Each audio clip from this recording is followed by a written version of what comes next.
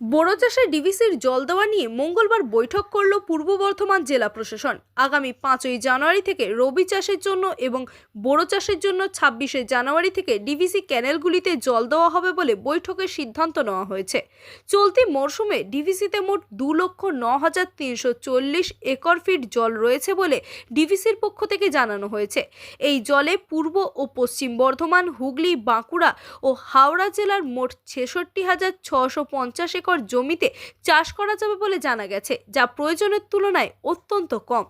এই জলে পূর্ব বর্ধমান জেলার মাত্র 37,000 একর জমিতে চাষ করা যাবে।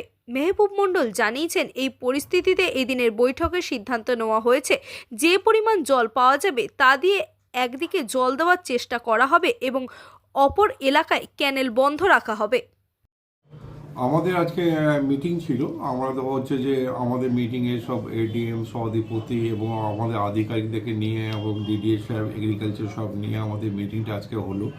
এই মিটিংয়ে হলো কি যে রবি চাষের জন্য জল ছাড়া হবে 5 জানুয়ারি, অর্থাৎ 5 জানুয়ারি 2025, এবং বোরো চাষের জন্য জল ছাড়া হবে 26শে জানুয়ারি 2025। এবং এই যে জল ছাড়া হবে, এবার গতবারে যে আমাদের 27,000 একর জমিতে চাষ হয়েছিল, এবারে আমাদের 37,000 একর জমিতে চাষ হবে। এবং এই জল যে দিকেই জল পাবে সেটা হচ্ছে পাবে, এটা হচ্ছে জল এই এত জমিতে হচ্ছে জল পাবে। এই ডিভিসির জল ছাড়ার পরে অর্থাৎ আমাদের সেচ ও জলপথ দপ্তরে যে জল ছাড়ছে তাতে হচ্ছে আমাদের পাবে, কভার করবে। আচ্ছা, আর আমাদের যেটা হয়েছে এটা বোঝেন যে বোরো চাষের জন্য আমাদের এলবিএমসি সিরিজে হচ্ছে জল আসবে, যেটা দুর্গাপুর থেকে পুরসা পর্যন্ত আসে, এবং হচ্ছে পুরাতন ডিএমসি এটাও জল আসবে। ডিবিসি দুর্গাপুর ব্রাঞ্চ এটা সম্পূর্ণ বন্ধ থাকবে। পিবিসি এবারে জল পাবে 838 চেন পর্যন্ত। পুরসা হইতে ফিডার ক্যানেল বন্ধ থাকিবে। ডিএমসি দামোদর মেইন ক্যানেল যেটা, এটা সম্পূর্ণ বন্ধ থাকবে। ডিবিসি দামোদর ব্রাঞ্চ ক্যানেল যা সম্পূর্ণ বন্ধ থাকিবে। 6MC আর সম্পূর্ণ বন্ধ থাকিবে। এলবিএমসি পুরসা থেকে যে পাল্লা যাচ্ছে সেটা হচ্ছে জল দেওয়া হবে।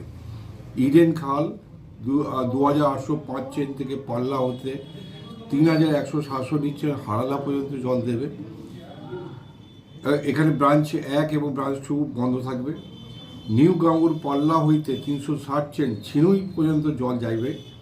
কানা নদী 0 চেন থেকে হারালা হইতে 60 চেন হিরণ্য গ্রাম পর্যন্ত জল যাবে। কানা দামোদর হারালা হইতে 285 মনিরাম বাটি পর্যন্ত জল যাবে, এবং ওল্ড গাঙ্গুর খাল যে 0 হইতে 180 চেন পর্যন্ত পুরা হচ্ছে জল যাবে। জল ছাড়া হবে আপনার 26শে জানুয়ারি বোরো চাষের জন্য 2025-এ জল ছাড়া হবে।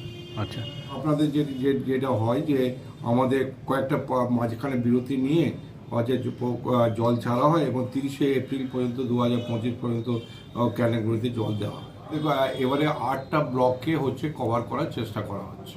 আচ্ছা, কোন কোন ব্লক? আমাদের হচ্ছে যে হাউসগ্রাম 1-2, গলসি 1-2, এবং হচ্ছে যে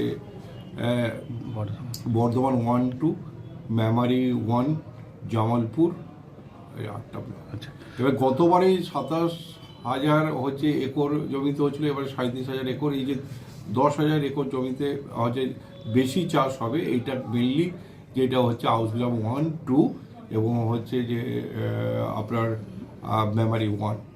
যদিও ডিভিসির জল ভাতার ব্লকে দেওয়া হচ্ছে না, যা নিয়ে ক্ষোভ প্রকাশ করেছেন জেলা পরিষদের কর্মাধ্যক্ষ তথা ভাতার ব্লকের জেলা পরিষদের সদস্য শান্তনু কোনার।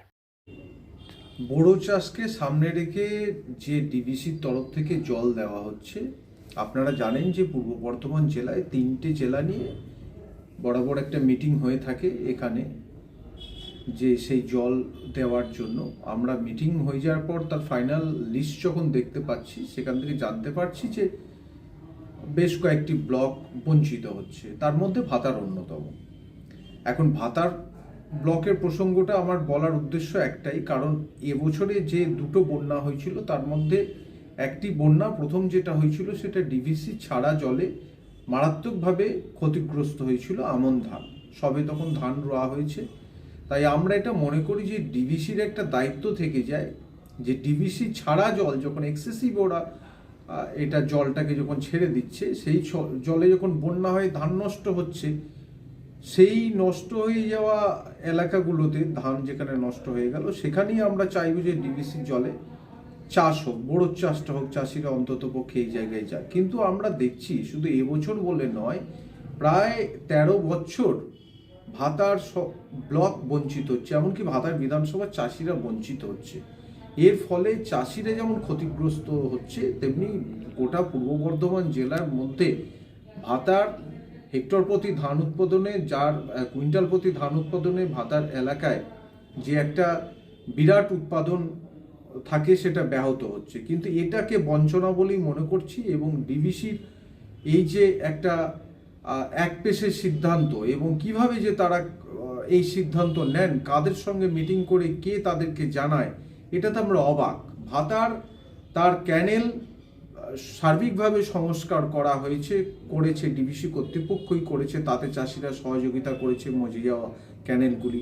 তাদের এক্সেসিভ ছাড়া জলে, যেটা ওভারফ্ল্যাটেড তাদের জল থাকে, সেই জলে যখন ভাতার ক্ষতিগ্রস্ত হচ্ছে বা অন্যান্য ব্লক ক্ষতিগ্রস্ত হচ্ছে, আমি ভাতারকে পৃথকভাবে মেনশন করছি এই কারণে যে ভাতারের চাষিরা বঞ্চিত। আমরা বিভিন্ন জায়গায় জানিয়েছি, স্থানীয় লেভেলে যারা ডিভিসির ওয়ার্কার থাকে তাদেরকে যেমন জানিয়েছি, আমরা আমাদের সভাধিপতিকেও জানিয়েছি। কিন্তু আপনারা জানেন যে ডিভিসি এবছরে এককভাবে সিদ্ধান্তটা নিচ্ছে, এবং এই সিদ্ধান্ত এককভাবে নেওয়ার কারণেই সেখানে আমাদের হস্তক্ষেপের জায়গাটা বা আমাদের কথাটা তাদের কাছে পৌঁছাচ্ছে না বলেই মনে হচ্ছে।